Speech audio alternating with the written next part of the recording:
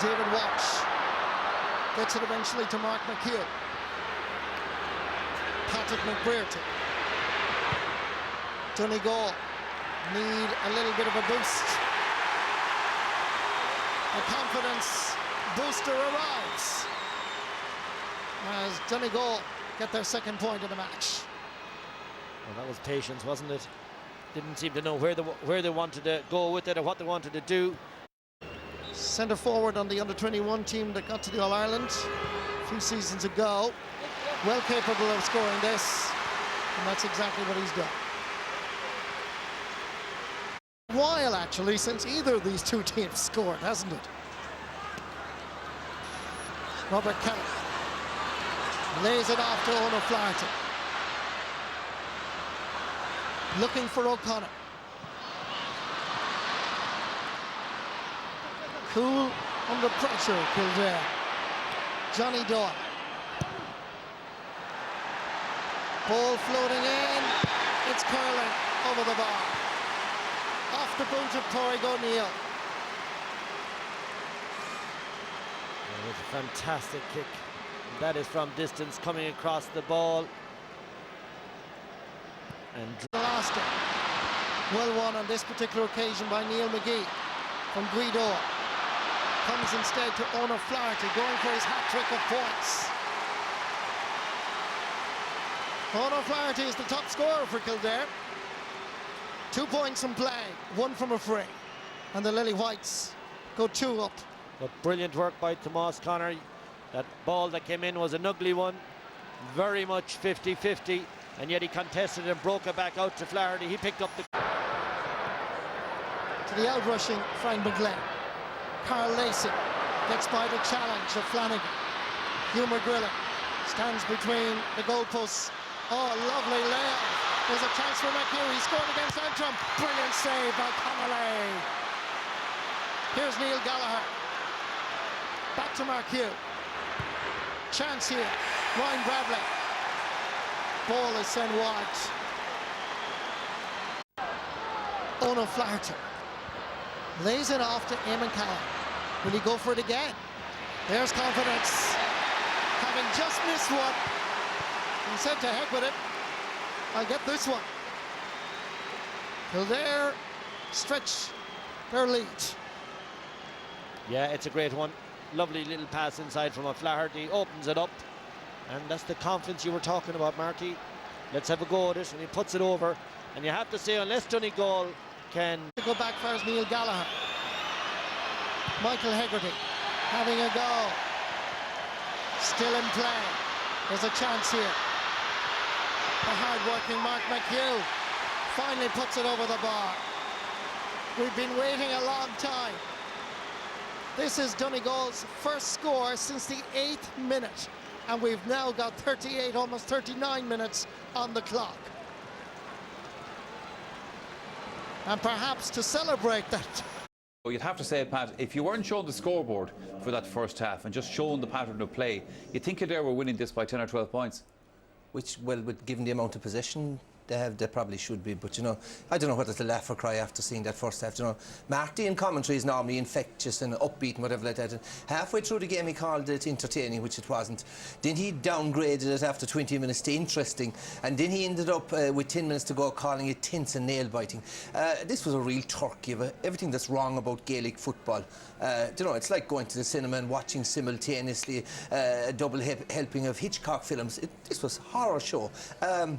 It's modern football, and things are supposed to be involved, and there's great brains behind it. But if God help us, if this is the way the game of Gaelic football is evolving, where two teams set out their stall to win the game by trying to stop the other crowd from paying. Look, the game of Gaelic football hasn't changed over the last 100 and whatever number of years. The goalposts are still in the same position, the field is still the same size, the ball is still the same shape, and as far as I'm aware of, the team who wins the game is the team who can outscore the opposition. No one has told these two teams, because their main aim is to stop the other team from play, and it's aided and abetted by the stupidity of and the naivety and the innocence of both teams, who, when faced with the blanket, are short passing, are carrying it into the tackle, and are going laterally. Almighty God, Michael, that was a forgettable acceptable 35 minutes. I used to enjoy those Hitchcock films, but do you agree with No, Pat Cullum? Well, I think it's quite an unattractive, boring game if you wanted to see a proper game of football. But I can't agree with Pat. The reason why the teams have to short pass and have to go laterally is because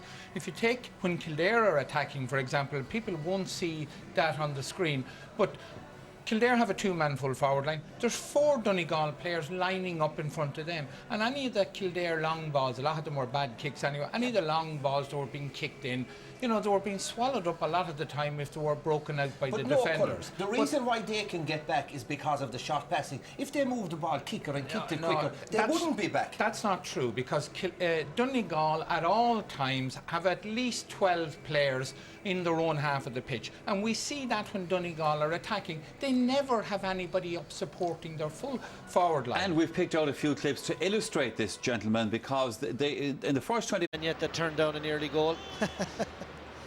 Well, maybe it's exactly the spark that we need for either one of these teams. Ball is dropping in, and it's over the bar. Owen O'Flaherty gets his 2nd point from a free and his 4th overall. Very nice strike, isn't it? Beautiful. Every point is going to count now. It's so tight. Wins that particular tussle. Mark McHugh under a bit of pressure from Emmett Bolton. Johnny Doyle. That is a really good effort. Come back up the post to O'Connor. But was he inside the small rectangle? The referee is going in for a consultation with his umpires. Tony Carney is the umpire on the goals. So he has to give it. It's come back off the post, bringing him on side as such. And he's disallowing it, Kevin. Goal disallowed. Let's watch this again. Was it a square ball? Not at all. Sure, look at, he stopped on the front of the line. He has to go in after it. Well, my opinion on that is that it's a perfectly legitimate goal. Normally when they come off the woodwork, they play everybody on side as such. It's very difficult to be in before that. Here's Michael Murphy at the other end. And that's a very quick response by Donegal. Goal disallowed at the Davin end. Point scored at the Hill 16 end. David Walsh. Emmett Bolton. Defending well. Comes back fires Rory Kavanagh. Over the far side, it's Ryan Bradley. Challenged by Corey O'Neill. Referee says play on. That's a very good score. It took a lot of hard work from Ryan Bradley. But already we're beginning to have a lot more action in the second half in comparison to the first. Good refereeing by Coldrick as well, Kevin. Absolutely, and Bradley executes very well, but look at the break they've got with the goal, and they've really... He's had a very good campaign, particularly in Ulster. Backfires Rory Kavanagh. Carl Lacey. Late challenge in Kavanagh. Picks himself off the ground as Donegal retained that possession. Ryan Bradley again. Lays it off as Malloy. Onto the left post. That's a great score. Good play, Donegal. And already we have a much, much better second half. Well, every break that was going in that last little phase of play went to Donegal. They dropped it once or twice, got a hand to it, the ball broke back to a Donegal man, and eventually Malloy, who's made a difference, gets a great score, great equaliser. Home club of course, Matt Gallagher, who won an All-Ireland back in 1992. Well, there was a clash between McLaughlin for sure and David Walsh. David Walsh didn't... statisticians have said that we're there to win it, but this is very, very evenly poised, Marty. Your words are reflected in our statistics. 6 out of 16 in terms of scoring chances for both. Robert Kelly. Effort is going over the bar. Kildare stretch their lead to the minimum. It's tight, very tight. And Alan Smith rejoices. Defending by Kildare, putting the pressure. McLaughlin, O'Flaherty, unable to control it. Comes back to Ryan Bradley. Chance for Kevin Cassidy. The umpire is going for his flag.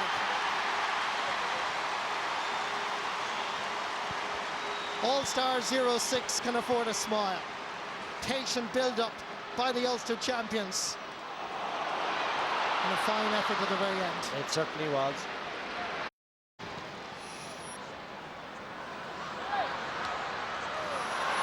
Breaking ball picked up by Frank McGlynn. David Walsh. Back to McGlynn. Nice ball inside. There's a chance for Christy Toy. He's got it. Super substitute. Hardly on 20 seconds. Donegal get the crucial break. The ball inside to Toy. Nobody was near him, and he cracked it past Shane Connolly. It's a brilliant finish, isn't it? Keeps it low, does everything right. But look at the pass inside. Opens up the defence. Ticks his spot, keeps it low. How decisive is that one going to be? You'd have to feel it is the move for home for Donegal. Because in the eyes of his manager, Kieran McGeeney. Owen O'Flaherty going to take this free. he needs it. Difficult enough angle. Chips it in. He's got it. And over the bar. That's a really good score. Third point from a place ball for Owen O'Flaherty in a total personal tally of 5. Well, we know they won't die. We know Kildare will keep at it, Marty. That is a brilliant kick by O'Flaherty. The best one he's hit in the whole. Joy. Mark McHugh defending. So too is Ryan Bradley. Comes back past James Kavanagh. Steps by the challenge of Bradley. Floats this one in. Is it going all the way? It is, but that was surely a Wonderful score. cross. Absolutely brilliant by James Kavanagh. I thought he was crossing it, Marty. That was my first instinct, that he was looking to cross it. He mishit it, and it falls in. Maybe I'm wrong. I'll give him the benefit, but what a kick. Getting inside, is he going to be afraid? Donegal win the possession back. Kildare have it. It's Callaghan flicking it back. Oh, there's a free. Centre That has to be, yeah. Centre back Morgan O'Flaherty, and there's a free in for Kildare. And surely this is the equaliser. And the referee, I know it was happening very, very fast, but I thought he was fantastic there. He got just about every call right. 1, 2, 3 tackles in a row. But that is not a foul. He let it go. The last one is a foul, but earlier, tremendous. What a finish. It's interesting now, Marty. They've been already level 4 times. Is this the 5th and final time? Pressure on Owen O'Flaherty. Steps up. He's got it. He's nailed it. And Donegal and Kildare are level and surely will go to extra time. 15 seconds left in the clock. Is there a potential winner here? Long ball from McGrillen was hit a little bit too powerfully. And by the way, it's also raining here at Croke Park as we head into extra time between Donegal and Kildare. The full-time score being Donegal 1-7, Kildare 10 points. Colm O'Rourke, Pat Spillane here in the studio. Colm and Pat, we were bemoaning the fact at half-time that we weren't seeing any good football and it was too defensive. For me, that was really exciting stuff in the second half. There's absolutely no doubt about it. The quality of the football may not have been great, but the excitement level, I think the bravery by players, the hard work, the graft, you know, the likes of Neil McGee and Carl Lacey and Mark McHugh who ran all over the field. Absolute bravery and commitment shown by players. And then James Kavanagh kicking a marvellous point for Kildare when they needed. Owen O'Flaherty kicking over frees. It's just been fantastic entertainment. And, you know, we were very negative about the game at half-time, but in fairness, the second half has been absolutely brilliant. Yeah, I can concur with that. I thought it was really enjoyable, exciting, entertaining. It was a really roller coaster ride, intense, and like I said, edge of the seat stuff till the end, the final whistle, and a deserved draw. And you also know that's the case when you hear how the crowd are getting behind it. There's been a big crowd here for this match. 39,000, I think, was the figure or something like that. And really getting into it. We did. I mean, OK, like, park the quality and maybe we are being perfectionist and demanding too much and looking for Shangri-La and the perfect game which doesn't exist. Second half exemplified, as Colm said, everything that's a lot of the great things about Gaelic football, the passion, the endeavour, the fitness levels, the tackling, the defending, and some of those scores, Christy Ty's goal and James Kavanagh's point from out the left wing, absolutely superb. But it just shows, Pat, too, you know, you can have a brilliant game in a low-scoring game absolutely. because there's a lot of the other qualities Absolutely. of the game can come into play as well. And we saw it like, okay, 1-7 to 10 points, you say, God, that must be a drab affair. Yeah. Okay, it was for the first half, certainly wasn't in the second. The teams are going into the dressing room to take a little break before the extra time is supposed to start. There's a regulation time for it. I think they're going to take a good break because that was quite intense stuff. They were, and I mean, like I said, And I think most forwards would concur with that. I didn't think there was even anything to debate about. Tomas O'Connor watching the ball, good forward, in ball Tomas comes O'Connor, back, beg your pardon, that's not yeah, the- comes yeah. back off the post, buries it in the net. No debate about it at all. No. Green flag should have gone up, I will agree and with we should have Colm. got on with it. Tomas O'Connor was standing outside the square when the ball bounced out, and unfortunately, yet again, I mean, we have this square ball debacle or rule being called into question. We saw it last week in the Muldoon having a goal disallowed, which I felt was not a square ball. We had Joe McMahon last Saturday night getting a goal for Mickey Conway. Robert Kelly playing in an orthodox corner forward, full forward role. Back again for his Ronan Sweeney, and he sneaks it inside the left-hand post for the first score in extra time. And Kildare go in front. Well worked by Robert Kelly. Good score by Ronan Sweeney. It certainly was. And Robert Kelly has impressed me. Down towards Ronan Sweeney. Eamon McGee unlucky. Sideline ball taken quickly. Down towards Robert Kelly. Has to put the brakes on before he goes over the sideline. Calling for Johnny Doyle. Lays it off. Chance here for Alan Smith. He's got it. He connects beautifully. From a team that was in deep, deep trouble, coming up to full time, Kildare have found their momentum and they're rocking and rolling towards that All-Ireland semi-final now. Michael Murphy did well. Carl Lacey, chance of a score. Has he taken it? He has. Centre half back, Carl Lacey shows the forwards how to do it. Johnny Doyle is in the centre as the space opens up. Has to accelerate. Gets there. Lays it off. Faris Callahan runs on instead. Faris Fionn-Dowling. Flipped up Faris. Emmett Bolton hasn't yet to score, and he scored now. What a time to do it. He's had a wonderful championship campaign. Great catch. Great catch indeed by Neil Gallagher. Carl Lacey lays it off as Anthony Thompson. There's a chance here, Frank McGlynn. Michael Murphy's inside. Kildare backtracking fast. Murphy makes himself available. Will a point be sufficient for Murphy? It will. Great reply.